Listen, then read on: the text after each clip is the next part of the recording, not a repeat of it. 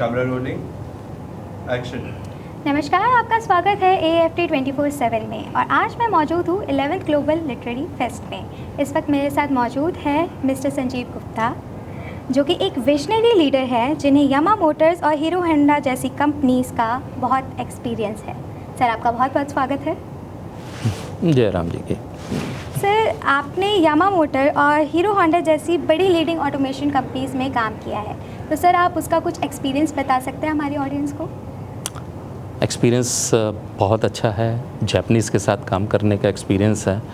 Automisation and systems and procedures पे कैसे काम करते हैं, वो जब हम जॉब करते हैं उस टाइम हमें इतना रियलाइज़ नहीं होता, लेकिन जब जॉब करने के बाद कहीं दूसरी कंपनी में जाते हैं तो रियलाइज़ होता है कि सिस्टम्स की, प्रोसीजर्स की और स्टैंडर्ड्स की क्या इम्पोर्टेंस है और किस टाइप से काम किया जा सकता है।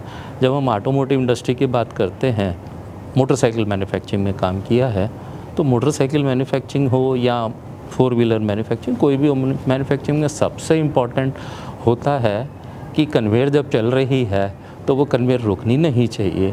और अगर 1 सेकंड कन्वेयर रुकती है तो आपका लॉस कितना है, और अगर 10 सेकंड रुकती है या 10 मिनट रुकती है तो वो सबसे इम्पॉर्टेंट फैक्टर होता है। और उसमें सबको इन्वॉल्व होकर कन्वेयर को चलाना, आउटपुट देना इम्पॉर्टेंट होता है, जिसमें क्वालिटी कंट्रोल में सबसे इम्पॉर्टेंट रोल होता है कि प्रोडक्ट जो बने वो अच्छी क्वालिटी का बने। और क्वालिटी, कभी भी हम किसी भी कंपनी के कोई भी प्रोडक्ट की बात करते हैं तो सबसे पहले हम क्वालिटी ही कहते हैं कि क्वालिटी कैसी है। मेरी लाइफ क्वालिटी कंट्रोल में बीती है और क्वालिटी का हम फ्रंट फेस रहे हैं, जिसमें हम डिफरेंट टूल्स वगैरह यूज़ करते हैं, जिसमें मेन अगर कहें प्रॉब्लम सॉल्विंग टेक्नोलॉजी एक मेन टेक्नोलॉजी होती है। तो बहुत इम्पॉर्टेंट है उन चीज़ों को सीखना। उन लोगों के साथ काम करके हम लोगों को सीखने को मिलता है और हम सिखाना भी चाहते हैं आगे। सर, जैसा कि आपने बताया, तो एक मशीन को बनाने के लिए कितने चैलेंजेस फेस करने पड़ते हैं और कितना वक्त गुजर जाता है एक मशीन को सिर्फ तैयार करने के लिए?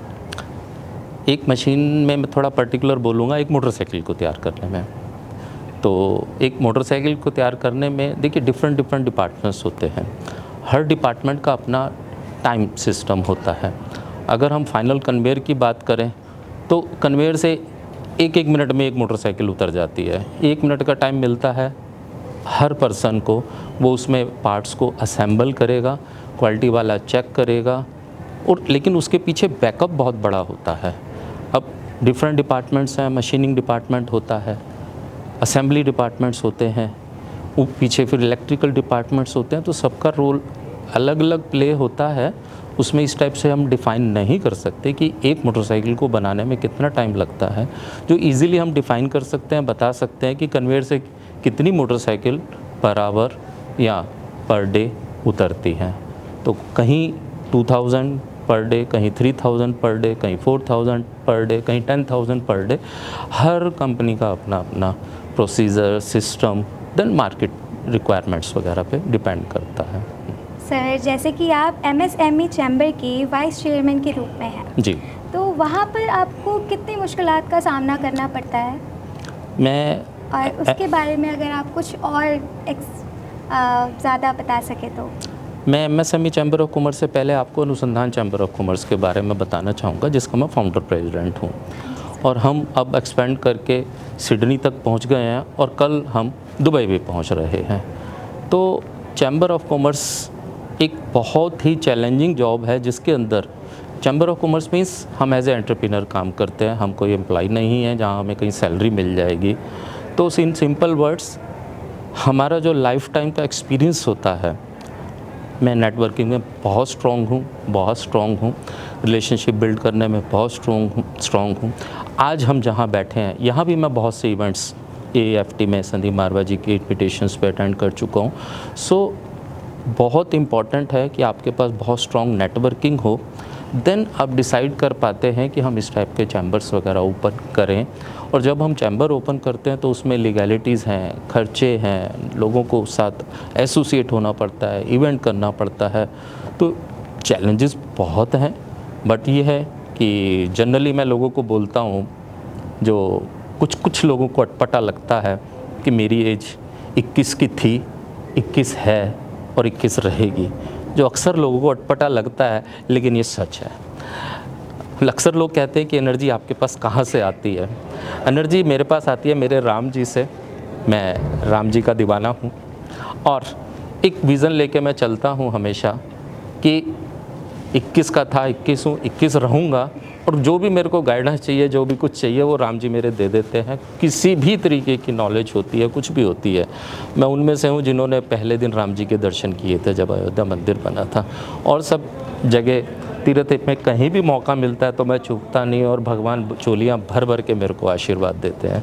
स्टूडेंट्स को मैं अक्सर ये मैसेज देता हूँ कि भगवान का भजन अगर आप करते हैं, आपकी मेमोरी पावर इंक्रीज़ होती है, बहुत ज़्यादा इंक्रीज़ होती है।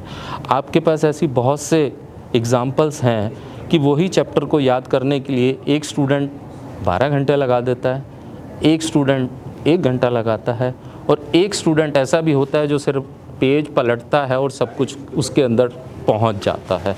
वो चीज़ कहाँ से आती है? वो केवल एंड केवल स्पिरिचुअल जर्नी से आती है। आपको प्रभु की शरण में जाके आप अपने माइंड को कितना शार्प करते हैं, और वो डेफिनेटली होता है।